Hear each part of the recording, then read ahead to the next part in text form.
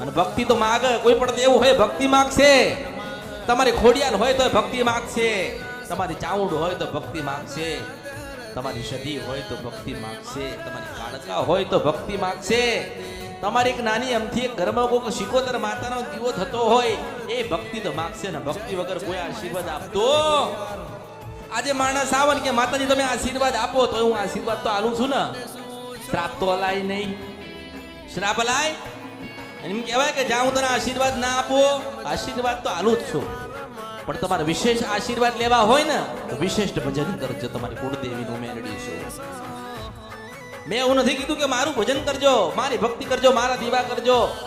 તમારી માં પહેલા, કારણ મારી ખોડિયાલના રામસાવ રાજપરાની ખોડિયાલ બોલું છું કે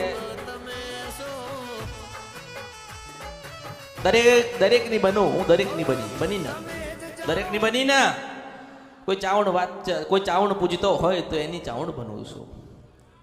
મેલડીના તો આશિકના દીવાના થયા છે દુનિયામાં. કારણ કે દુનિયામાં ખબર છે કે કોઈ ના કરે એ મેલડી કરે, કોઈ ના બનાવે એ મેલડી બનાવે, કોઈ નહીં આલે એ અમરતી મેલડી આલ છે.